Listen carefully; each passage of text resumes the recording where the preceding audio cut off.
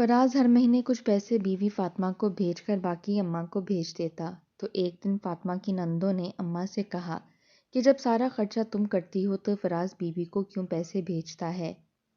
یہ سن کر اماں نے فراز سے کہا کہ سارے پیسے مجھے بھیجا کرو کیونکہ تمہاری بیوی فضول اڑا دیتی ہے۔ اس کے بعد سارے پیسے اماں کو آتے اور نندے مل کر اڑا دیتی۔ جب فراز 5 سال بعد واپس آیا تو گھر میں بھوک پڑ گئی اور اماں بولی سارے پیسے تمہاری بیوی بچوں پر خرچ کر دیتی تھی۔ تو فاطمہ کی آنکھوں میں آنسو بھر آئے اور اس نے ڈرتے ڈرتے الماری کا دروازہ کھولا تو ساس کے قدموں تلے سے زمین نکل گئی کیونکہ فراز کمرے میں داخل ہوا تو فاطمہ بے اختیار اپنے آپ میں سمٹ گئی۔ اس کے لبوں پر ایک شرمگی سی مسکراہٹ تھی۔ گھونگھٹ کے پیچھے وہ آنے والے لمحات کا سوچ کر ہی شرمائے جا رہی تھی۔ فراز نے اس سے پسند کی شادی کی تھی۔ وہ اس کے چاچا کی بیٹی تھی جن سے ان کی ارساوا لڑائی کی وجہ سے بول چال بند تھی۔ مگر فراز کسی کام سے ان کے گھر جا پہنچا اور وہاں فاطمہ کو دیکھتے ہی وہ اپنے حواسوں میں نہ رہا۔ فاطمہ تھی ہی اس قدر خوبصورت اور نازک سی لڑکی کہ فراز جیسے شخص کا بھی دل اس پر آ گیا۔ گھر آتے ہی اس نے ہنگامہ مچا لیا، شادی کروں گا تو چاچا کے گھر۔ اماں اور بڑی آپا اس رشتے کے سخت خلاف تھیں، خاص کر بڑی آپا، لیکن فراز نے اپنی ضد منوا کر ہی چھوڑی تھی اور آج فاطمہ اس کی دلہن بنی کمرے میں موجود تھی۔ فراز اس کے سامنے بیٹھا تھا۔ دیکھو فاطمہ، میں تم سے بہت محبت کرتا ہوں، لیکن میں نے تم سے شادی کرنے کے لیے گھر میں بہت لڑائی کی ہے، خاص کر اماں اور بڑی آپا کو دکھ دیا ہے۔ تم کوشش کرنا کہ تمہاری وجہ سے انہیں کبھی کوئی تکلیف نہ پہنچے۔ فراز کی بات پر فاطمہ نے سر ہلا دیا۔ ویسے بھی وہ غریب سے گھرانے سے تعلق رکھتی تھی اور چاچا کے گھر آنے پر بہت خوش تھی۔ اچھا اب ایسا کرو، یہ سونے کا لاکٹ اتار کر مجھے دے دو کیونکہ یہ بڑی آپا کا ہے، میں نے ان سے ادھار لیا تھا، لیکن اب انہیں واپس تو کرنے ہی ہے نا۔ فراز نے ہاتھ بڑھایا تو فاطمہ چونک سی گئی، لیکن وہ سونے اور دولت کی لالچی نہ تھی۔ اس نے خاموشی سے سونے کا لاکٹ اتار کر فراز کے ہاتھ پر رکھ دیا۔ وہ خاموشی سے گیا اور زیور واپس کر آیا۔ اب کی بار جب وہ واپس آیا تو اس کا چہرہ تاریک پڑا ہوا تھا۔ فاطمہ نے ڈرتے ڈرتے پوچھا، لیکن اس نے ہنس کر بات کو ٹال دیا۔ اب وہ اپنی جیب سے انگوٹھی نکال کر فاطمہ کو پہنا رہا تھا۔ میری تنخواہ معمولی سی ہے، اس تنخواہ میں تو گزارا مشکل سے ہوتا ہے۔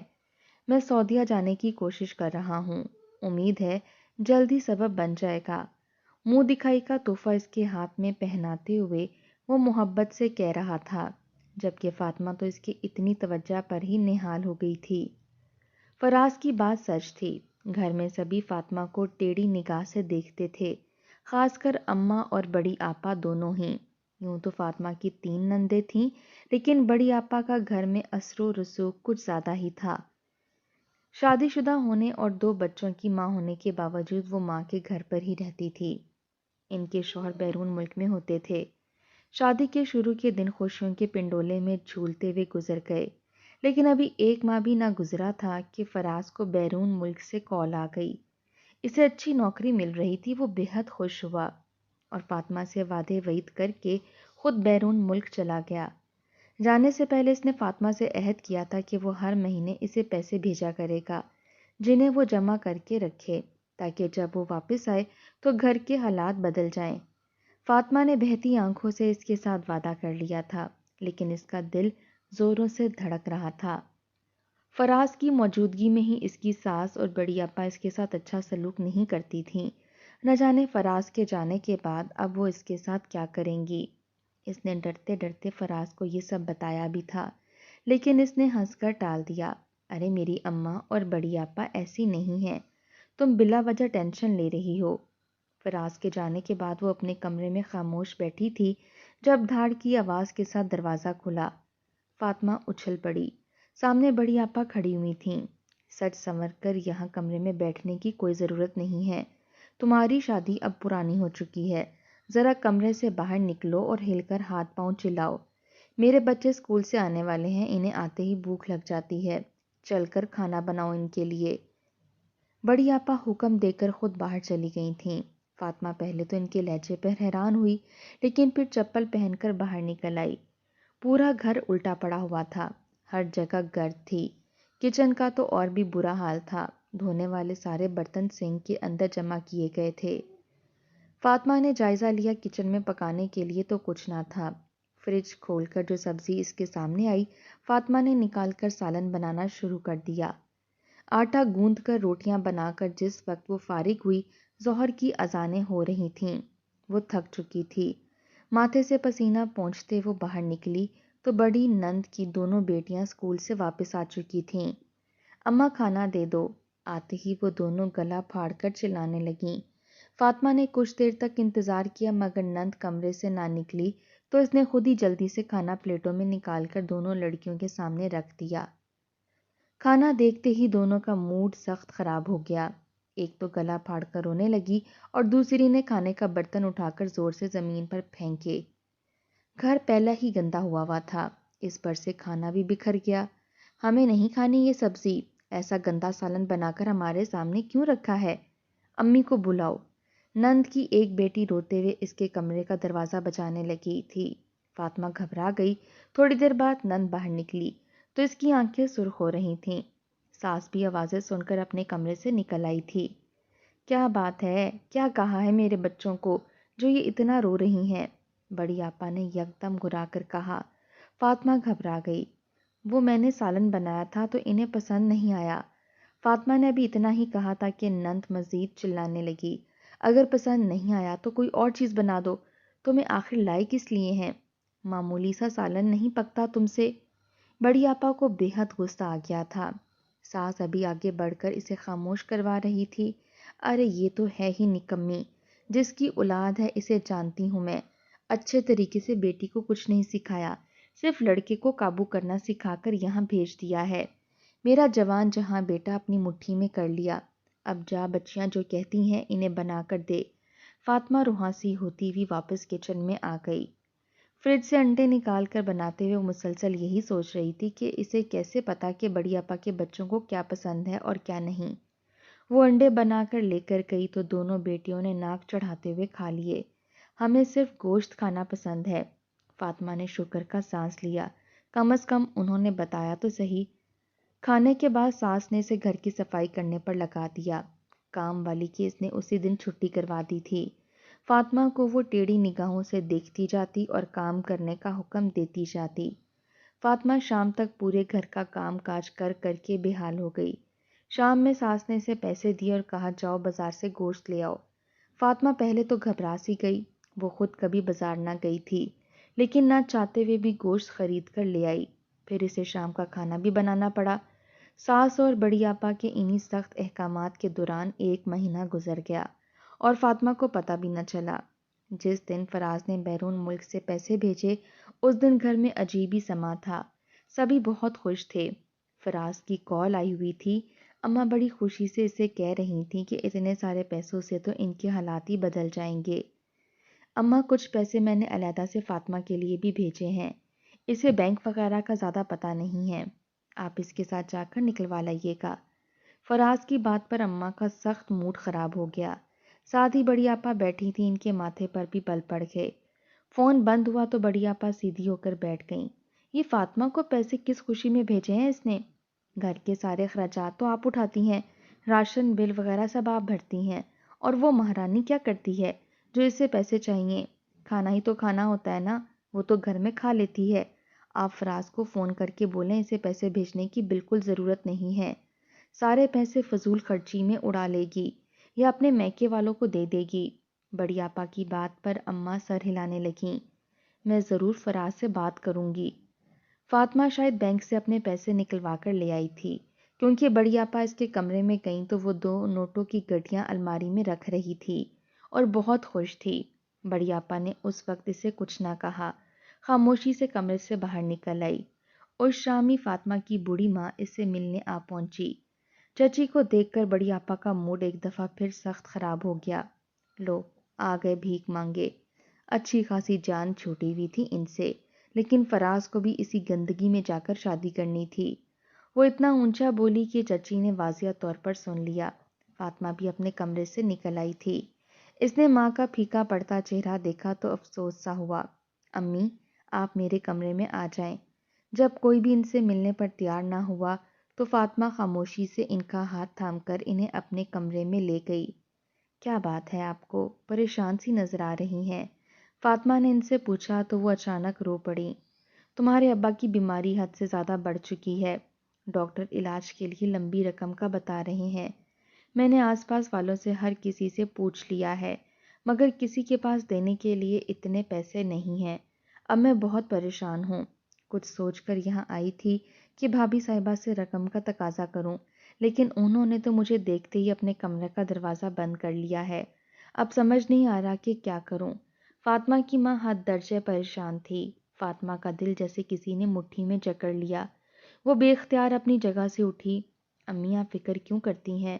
مجھے آج ہی فراز نے پیسے بھیجے ہیں، گھر کے اخراجات تو امی اٹھاتی ہیں، مجھے ان پیسوں کی کیا ضرورت ہے؟ آپ یہ پیسے لے جائیں اور ابو کا علاج کروا لیں۔ فاطمہ نے نوٹوں کی گڈی نکال کر ماں کے سامنے کی۔ وہ پہلے تو گھبرائیں لیکن دراصل وہ اپنے حالات کی اتنی ستائی ہوئی تھی کہ نہ چاہتے ہوئے بھی انہوں نے ہاتھ بڑھا کر فاطمہ سے وہ رقم لے لی۔ عین اسی لمحے بڑی آپا کمرے میں داخل ہوئیں۔ بس یہی تو دیکھنے آئی تھی میں کہ فراز کی محنت کی کمائی کو کن لوگوں پر لٹائے جا رہی ہو۔ بھیک مانگا کرو اور کوئی کام ہی نہیں ہے۔ ساری زندگی پہلے ابا کی دولت کو نوچ نوچ کر کھا لیا اور اب فراز کو لوٹنے کے لیے اب ماں بیٹیاں کٹھی ہو گئی ہیں۔ بڑی آپا کے الفاظ تھے یا کوئی تیر جو سیدھا جا کر فاطمہ اور اس کی ماں کے دل میں پیوست ہو گئے۔ فاطمہ کی ماں گھبرا کر اٹھ کھڑی ہوئی۔ فاطمہ بھی سخت شرمندہ ہو رہی تھی۔ اس نے دبے دبے لفظوں میں بڑی آپا کو بتانا چاہا کہ اس کے باپ کی طبیعت خراب ہے، مگر وہاں سننے پر کون تیار تھا۔ بڑی آپا تو نفرت سے منہ پھیر کر کمرے سے باہر چلی گئی تھیں۔ فاطمہ کی ماں جلدی سے اٹھ کھڑی ہوئی۔ فاطمہ ان کے پیچھے جانا چاہتی تھی لیکن اس کی طبیعت اس قدر بوجھل ہو رہی تھی کہ اس سے اٹھا ہی نہ گیا۔ وہ خود پریشان تھی کہ پچھلے چند دنوں سے اسے کیا ہو گیا ہے۔ وہ جہاں بیٹھی وہیں بیٹھی رہ جاتی۔ ماں کے جانے کے بعد تو اس کا دل مزید دکھی ہو گیا۔ اگلے دن فراز کے فون آنے سے پہلے ہی بڑی آپا ماں کے ساتھ بیٹھ گئیں۔ اماں میں آپ کو بتا رہی ہوں، میں نے اپنی آنکھوں سے دیکھا ہے فراز کی محنت کی کمائی اپنی ماں کو دیتے ہوئے اسی طرح سارا گھر لٹا دے گی اماں۔ فاطمہ بڑی آپا کی بات سن کر دہل گئی تھی۔ اپنی دیورانی سے انہیں شروع سے ہی چڑ تھی۔ اس وقت تو ان کا غصہ ساتویں آسمان پر پہنچ گیا۔ آئندہ یہ ایسا نہیں کرے گی، میں ابھی اس کا انتظام کر لیتی ہوں۔ انہوں نے موبائل نکال کر فراز کو فون ملایا۔ دوسری جانب وہ ڈیوٹی کی وجہ سے شدید تھکا ہوا تھا۔ حال احوال پوچھنے کے بعد اس نے فوراً پوچھا، اماں فاطمہ کہاں ہے؟ میرا فون بھی نہیں اٹھا رہی، کب سے ملا رہا ہوں، نمبر بند جا رہا ہے اس کا۔ فراز کی بات پر اماں نے ایک ٹھنڈی سانس لی۔ کہاں ہوگی؟ ارے بیٹا یہیں کہیں کسی بازار گئی ہوگی۔ تیرے دیے ہوئے پیسے اڑانے کبھی کہاں لٹاتی ہے اور کبھی کہاں۔ بچا کر رکھنے والی تو اس عورت کے اندر ذرا بھی عادت نہیں۔ میں تو سوچ رہی تھی کہ غریب گھر کی لڑکی ہے، تیری محنت کی کمائی کو سنبھال کر رکھے گی، لیکن یہ تو دونوں ہاتھوں سے لٹا رہی ہے۔ کل بھی تیرے بھیجے ہوئے پیسوں کو اپنی ماں کے حوالے کر دیا ہے اس نے کہ میں تو یہاں بہت کھاتی پیتی ہوں، اس رقم کو آپ لوگ استعمال کرو۔ اب بھلا عقل مند عورتیں ایسا کرتی ہیں؟ اماں کی بات پر فراز کا خون کھول اٹھا تھا۔ واقعی وہ وہاں دن رات محنت کر کے رقم کما رہا تھا اور اس کی بیوی اس طرح دونوں ہاتھوں سے لٹا رہی تھی۔ اماں نے اپنے لہجے کو میٹھا بنایا اور بولی، جب گھر کا سارا خرچ میں نے کرنا ہوتا ہے تو فاطمہ کو پیسے بھیجنے کی کیا ضرورت ہے؟ تم مجھے پیسے بھیج دیا کرو، اسے جو کچھ دلانا ہوگا میں خود دلا دوں گی، ہم لوگ یہاں پہ اس کا پورا پورا خیال رکھتے ہیں۔ اماں کی بات پر فراز نے پرسوچ انداز میں سر ہلایا۔ شاید فاطمہ غریب گھرانے کی تھی اور اسے روپیہ برتنے کا سلیقہ نہیں تھا۔ اماں صحیح کہہ رہی تھیں، اس نے وعدہ کر لیا کہ آئندہ آنے والے پیسے وہ ماں کو ہی بھیجے گا۔ فون بند ہوا تو بڑی آپا نے مسکراتے ہوئے اپنے ہاتھ میں پکڑا موبائل اماں کو دکھایا۔ یہ رہا فاطمہ کا موبائل، میں نے چپکے سے اس کے کمرے سے اٹھا لیا ہے۔ نہ فون ہوگا، نہ فراز سے بات کر پائے گی اور نہ ہی پیسے منگوائے گی۔ دونوں ماں بیٹیاں مسکراتے ہوئے سر جوڑ کر بیٹھ گئیں۔ اماں بیٹی کی اس حرکت پر بے حد خوش تھی، جبکہ فاطمہ مسلسل اپنے کمرے میں موبائل ڈھونڈ ڈھونڈ کر پریشان ہو رہی تھی۔ اسے کئی روز گزر چکے تھے، اس نے فراز سے بات ہی نہیں کی تھی۔ دوسرا مہینہ ختم ہوا۔ اب کی بار جب فراز نے پیسے بھیجے تو اس نے فاطمہ کے اکاؤنٹ میں 1 روپیہ بھی نہ بھیجا، بلکہ سارے پیسے ماں کو ہی بھیج دیے۔ اتنی ساری رقم دیکھ کر بڑی آپا اور ماں تو اچھلی پڑیں۔ فاطمہ کی دونوں چھوٹی نندیں بھی اپنے اپنے کمروں سے نکل آئی تھیں۔ ارے اماں، اتنے سارے پیسے آ گئے ہیں، چلے نا بازار شاپنگ کر کے آتے ہیں۔ فاطمہ کی دونوں چھوٹی نندیں بھی اپنے اپنے کمروں سے نکل آئی تھیں۔ ارے اماں، اتنے سارے پیسے آ گئے ہیں، چلے نا بازار شاپنگ کر کے آتے ہیں۔ اماں نے بھی چادر اوڑھی اور جانے کے لیے رکشہ منگوا لیا۔ عین اسی لمحے فاطمہ کمرے سے نکلی، اس کا رنگ انتہائی زرد پڑ رہا تھا۔ اماں، میری طبیعت بہت زیادہ خراب ہو رہی ہے، مجھے ڈاکٹر کے پاس لے چلیں۔ مجھے مسلسل چکر آ رہے ہیں اور جو کچھ بھی کھاتی ہوں تو الٹی ہو جاتی ہے، فاطمہ نے بامشکل کہا۔ اماں اور بڑی آپا نے چونک کر اس کی جانب دیکھا۔ اس کی ظاہری حالت دیکھ کر ہی انہیں کچھ اندازہ ہو رہا تھا، لیکن کمال مہارت سے انہوں نے اپنے تاثرات چھپا لیے۔ ارے لیمو پانی بنا کر پی لو، کچھ زیادہ کھا لیا ہوگا اسی لیے طبیعت خراب ہو رہی ہے۔ کوئی ضرورت نہیں ہے یہ ڈاکٹروں کو جا کر فیسیں دینے کی، ان کے پاس نہ تو شفا ہے اور نہ ہی علاج۔ میں واپس آ کے دم کر دوں گی تو بالکل ٹھیک ہو جائے گی، اماں نے چاپلوسانہ انداز میں کہا اور جلدی سے بڑی آپا کا ہاتھ تھام کر گھر سے باہر نکل گئیں۔ فاطمہ کی دونوں نندیں بھی گھر سے چلی گئیں، مگر جانے سے پہلے گھر صاف کرنا اور کھانا بنانے کا حکم دینا نہ بھولیں۔ فاطمہ کی آنکھوں میں آنسو آنے لگے۔ ایک تو طبیعت اتنی زیادہ خراب تھی کہ اسے کھڑا بھی نہیں ہوا جا رہا تھا، مگر جانتی تھی اگر ساس اور نندوں کے آنے سے پہلے اس نے کھانا نہ بنایا تو اسے بلا وجہ کی باتیں سننی پڑیں گی۔ چکراتے سر کے ساتھ وہ بمشکل گھر کی صفائی کرنے لگی۔ پورے گھر کی صفائی کرنے کے بعد اس نے فریج میں رکھا ہوا گوشت نکال کر کھانا بنایا۔ گوشت کو دیکھتے ہی اسے زوردار ابکائی آئی، الٹیاں کر کر کے وہ بے حال ہو گئی، لیکن کوئی چارہ نہ تھا۔ اس کی آنکھوں سے آنسو بہہ رہے تھے۔ آج اسے فراز بے حد یاد آ رہا تھا، لیکن ڈھونڈنے کے باوجود بھی اسے اپنا موبائل کہیں نہیں ملا تھا۔ شام ڈھلے فاطمہ کی ساس اور نندیں گھر واپس آئیں، ان کے چہرے خوشی سے چمک رہے تھے، سب کے ہاتھوں میں بڑے بڑے شاپر تھے۔ ارے فاطمہ، جلدی سے پانی لا کر پلاؤ اور پھر چائے بنا کر لاؤ، بڑی آپا نے حکم دیا۔ وہ جو کام کر کر کے نڈھال ہو چکی تھی بامشکل ان کے لیے پانی لے کر آئی۔ وہ لوگ خوب ساری شاپنگ کر کے آئی تھیں۔ فراز کے بھیجے ہوئے سارے پیسے انہوں نے یک مشت ہی اڑا دیے تھے۔ فراز کی تینوں بہنیں بے حد خرچیلی تھیں اور اماں بھی کسی سے کم نہ تھیں۔ فراز رقم بھیجتا تو بھاگم بھاگ شاپنگ کرنے چلی جاتیں۔ گھر میں طرح طرح کے کھانے پکتے، تینوں نندیں اپنی دوستوں کو بلا کر کمرے بند کر کے بیٹھ جاتیں اور فاطمہ کو مختلف کھانے پکانے کے آرڈر دیتی رہتیں۔ اپنی خراب اور بگڑتی طبیعت کے باوجود ان کے سارے بتائے کام کرتی رہتی۔ اسے اپنی طبیعت کی خرابی کی وجہ سے کبھی پتہ نہ چلتا اگر پڑوس کی عورت اس دن نہ آتی۔ فاطمہ زرد رنگت کے ساتھ صحن میں پوچھا لگا رہی تھی جب وہ پڑوسن یکدم بولی، ہائے ہائے شمسا، تمہاری بہو تو حاملہ ہے، تم تو دادی بننے والی ہو، اس کے تو چہرے پر لکھا ہوا ہے۔ پڑوسن کی بات پر اماں گڑبڑا گئیں۔ فاطمہ کو خوشگوار سا احساس ہوا، لیکن اماں نے پڑوسن کی بات ٹال دی۔ فاطمہ کو حیرت ہوئی، یوں لگ رہا تھا جیسے اماں کو پہلے سے اندازہ تھا۔ شام میں کونے والی ڈاکٹر سے جا کر اماں نے اسے متلی کی دوائی دلا دی، لیکن بڑے ہسپتال میں لے جانا گوارا ہی نہ کیا۔ ارے یہ بڑے ہسپتال والے تو یوں ہی فیسیں لیتے ہیں، بچہ پیدا کرنا کون سا مشکل کام ہے، میں نے بھی 4 بچے گھر میں دائی کے ہاتھ پیدا کیے ہیں، خبردار جو کوئی دوائی کھائی تو۔ اماں نے اسے صاف کہہ دیا۔ فاطمہ دل محسوس کر کے رہ گئی۔ وہ خاموشی سے گھر کے کام کرتی رہتی اور اپنی طبیعت کو نظر انداز کر دیتی۔ 9 مہینے بعد شدید تکلیف کی حالت میں اس نے خوبصورت سی بیٹی کو جنم دیا۔ نہ چاہتے ہوئے بھی اماں اسے قریبی سرکاری ہسپتال لے گئی تھی۔ اس کا آپریشن ہوا۔ جب وہ گھر واپس آئی تو کمزوری اور نکاہت سے اس کا برا حشر ہو رہا تھا۔ فاطمہ کی ماں اسے دیکھنے آئی۔ بہن فاطمہ کو طاقت کی ضرورت ہے، کچھ پھل فروٹ یا بکرے کا گوشت منگوا کر ہی اس کے لیے رکھ دو، ان حالات میں کھانا پینا تو اچھا ہوتا ہے، فاطمہ کی ماں نے کہا تو فراز کی ماں نے برا سا منہ بنا لیا۔ بڑی آپا بھی ساتھ ہی کھڑی تھیں۔ آپ ہمارے گھر کے معاملات میں زیادہ دخل اندازی مت کیا کریں، کھلانا ہے اور کیا نہیں ہمیں اچھے سے پتا ہے، آپ نے اگر اپنی پوتی کو دیکھ لیا ہے تو اب اپنے گھر جائیں۔ بڑی آپا نے بدتمیزی کی حد کر دی۔ فاطمہ کی ماں شرمندہ سی ہوتی ہوئی اٹھ گئی۔ فاطمہ کی آنکھوں میں آنسو آنے لگے، مگر بیٹی کی پیدائش پر بھی فراز نے اسے بات نہیں کی تھی۔ اماں اور بڑی آپا نے فون کر کے اسے فاطمہ سے سخت بدظن کر دیا تھا۔ اس کے بھیجے ہوئے پیسوں میں سے وہ 1 روپیہ تک فاطمہ کو نہ دیتے۔ فاطمہ اندر اپنے کمرے میں پڑی رہتی، چھوٹی بچی بھوک سے بلبلاتی رہتی۔ मगर कोई इसे खाने को ना देता।